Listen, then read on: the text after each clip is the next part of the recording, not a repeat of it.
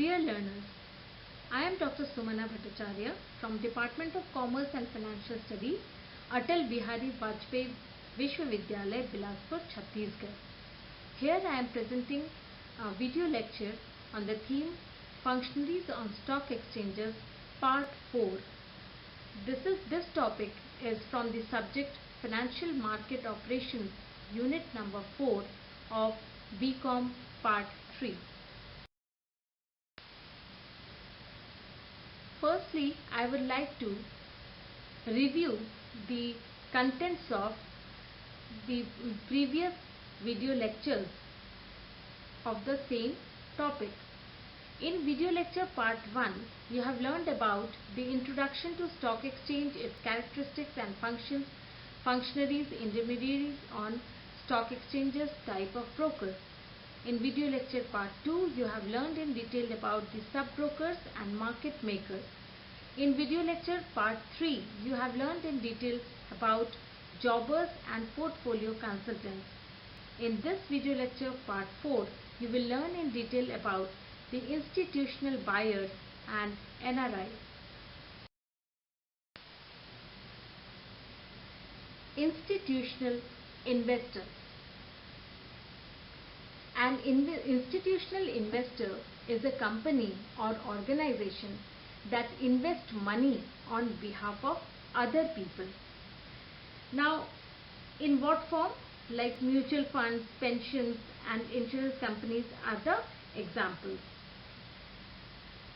They are considered as whales on Wall Street. Now, what does it exactly mean?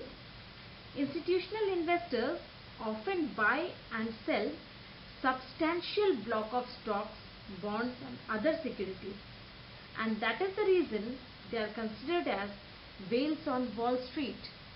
They are not the small buyers. They buy when the institutional investors invest. They invest in substantial blocks of stocks. That is why they are said as big fish on the Wall Street. Then comes supply and demand imbalances results due to buying and selling of large positions by institutional investors. Now, buying and selling of large positions, what they can create? They create the imbalance between the supply and demand, and it results in sudden price moves in stocks, bonds and other assets.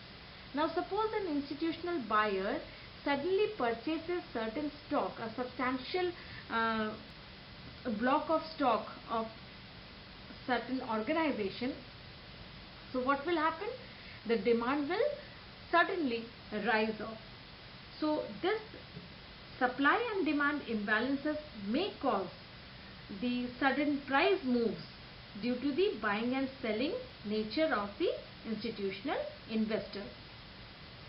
Then institutional investors face fewer protective regulations compared to average investors. Now see, it is treated that institutional investors are much more superior than the average investor because they are often subjected to less regulatory measures. Now I will take both the explanation of both the points, that is, institutional investors have the resources and specialized knowledge for extensively researching a variety of investment opportunities which are not exactly open for the retail investors. So, because institutions are moving the biggest positions, are the largest force behind the supply and demand in securities market, they perform a high percentage of transactions on major exchanges and greatly influence the prices of the securities. So this is about the institutional investors. What you understand, this is the institution. Major examples are the mutual funds, pension funds, insurance companies, commercial banks. We will go to the types in the next slide. So these organizations, they are much more knowledgeable. They conduct far better researches regarding the investments, and these investors they purchase always a substantial block of stocks, which create the imbalance of supply and demand in the securities market. So this is the basic concept of institutional investors.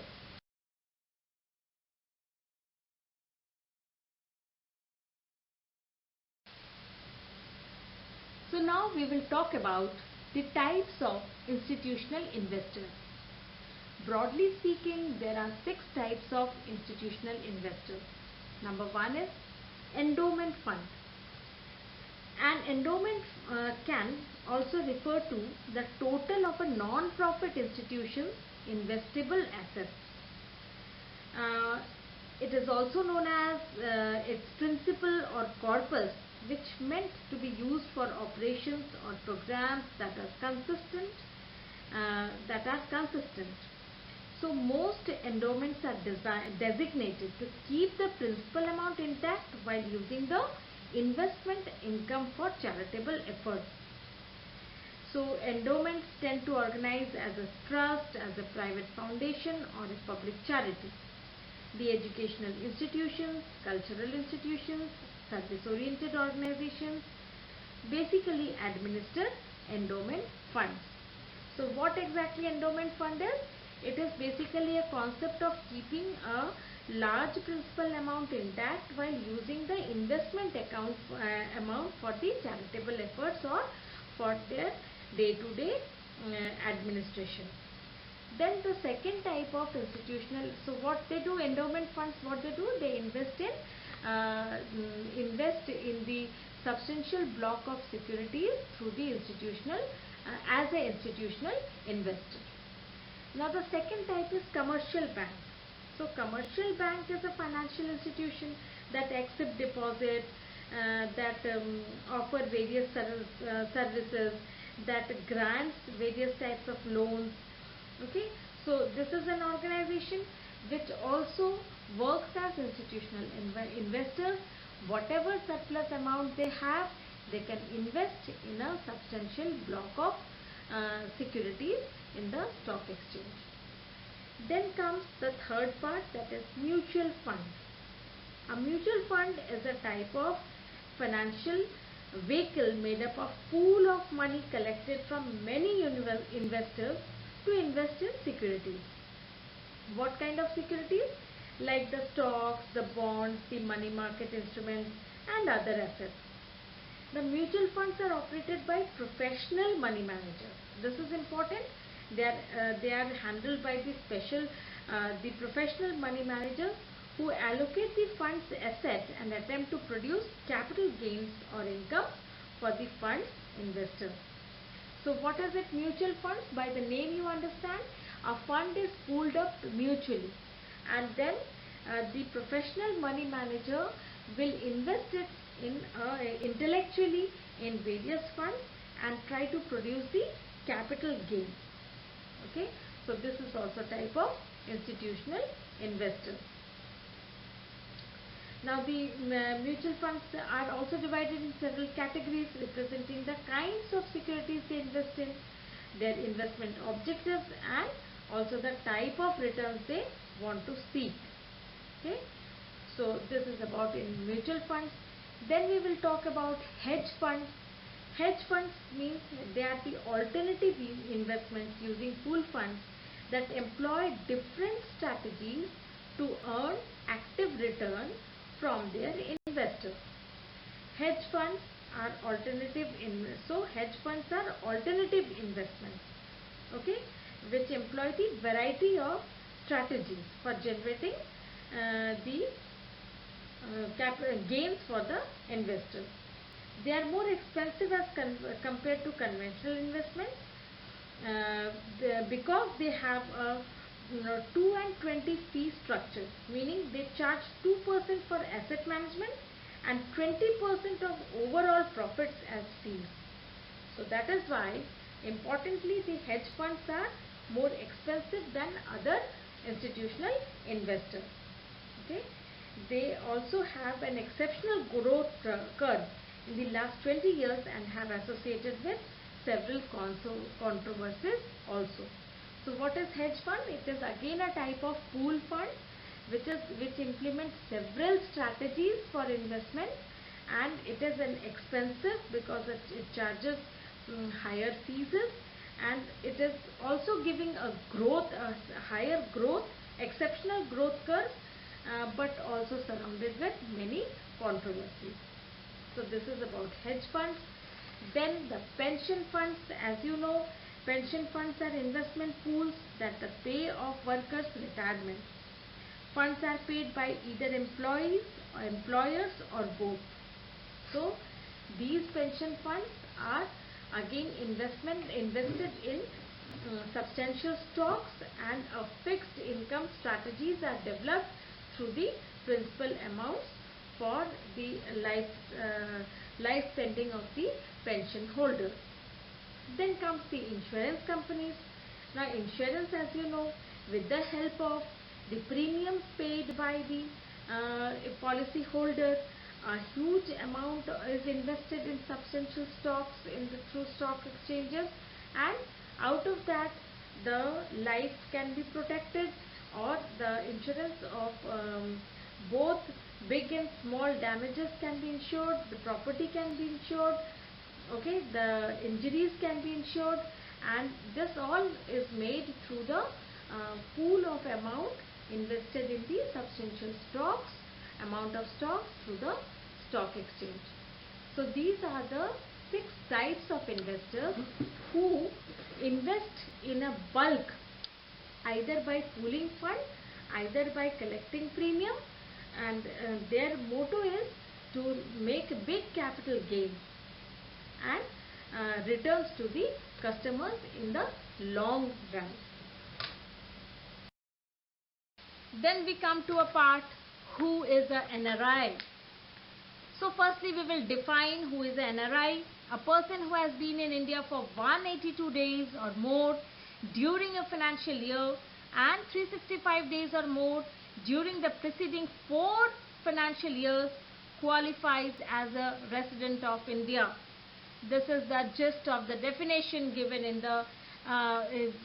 for the income tax purpose also.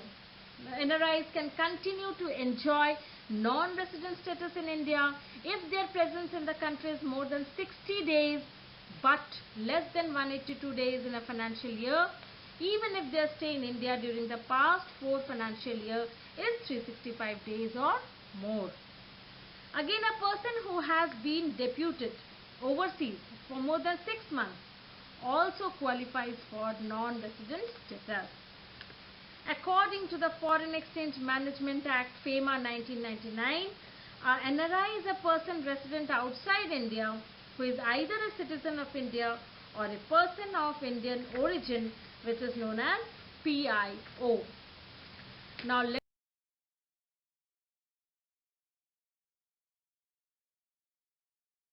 find out the presence of NRIs in stock exchanges.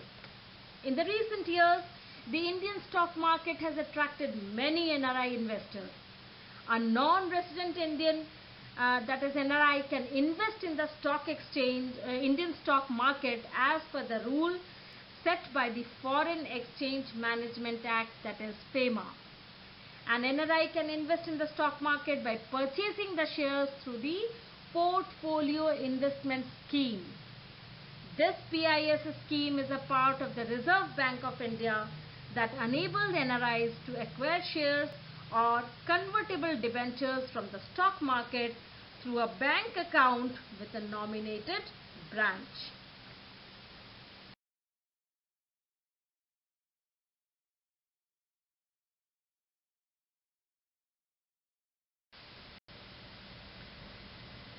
Dear learners, thank you very much for watching this video. I hope this video will help you to understand the concept of institutional buyers and NRIs as the functionaries of stock exchanges. Thank you very much.